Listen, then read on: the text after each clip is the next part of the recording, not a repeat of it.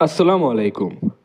অনেকদিন পর আবার আপনাদের সামনে হাজির হলাম আমাদের কলার বাগান নিয়ে। হয়তো আপনারা ভাবছেন এতদিন ভিডিও দিলাম না কেন। আসলে রোজার মাসে সারাদিন রোজা রেখে খামারের কাজ সামলাতে ভিডিও করার মতো শক্তি আর সময় দুইটাই হয়ে ওঠেনি।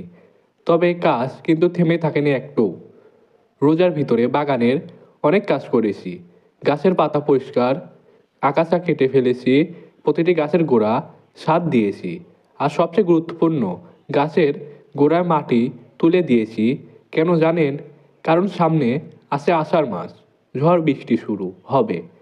যদি গাছের গোড়া শক্ত না থাকে, একটা ঝড় সব গাছ মাটিতে লুটিয়ে ফেলে দিতে পারে। তাই আগে থেকে প্রস্তুতি, যাতে ক্ষতি কম হয় ইনশাল্লাহ। আরেকটা গুরুত্বপূর্ণ কাজ করেছি, গাছের দুই পাশ দিয়ে সুন্দর করে ড্রেন কেটে দিয়েছি, যাতে বৃষ্টি হলে পানি জমে না থাকে। কারণ পানি জমে থাকলে গাছের গোড়া পচে যেতে পারে। এখন প্রচণ্ড রোদ, তবে যে কোনো সময় বৃষ্টি চলে আসতে পারে। আলহামদুলিল্লাহ, গাছগুলোর অবস্থা এখন অনেক ভালো। সবচেয়ে খুশির খবর কি জানেন? আমাদের বাগানে ইতিমধ্যে প্রায় 50 থেকে 60টার মতো কলা চলে এসেছে। আর কয়েকদিনের মধ্যে ইনশাল্লাহ সব গাছে কলা চলে আসবে। এই দৃশ্যটা একজন খামারের সবচেয়ে বড় সুখ। তবে একটা সমস্যা দেখে দিয়েছে, কিছু কলার পোকা আক্রমণ হয়েছে। তাই আজকে আমি এসেছি বিষ দেওয়ার জন্য, যাতে এই পোকাগুলো দ্রুত দমন করা যায় এবং ফল ভালো থাকে। কলার বাগানের কাজ শেষ করে চলে এলাম ঘাসের জমিতে। কারণ খামার মানে শুধু একটা কাজ না, সব কিছু একসাথে সামলাতে হয়।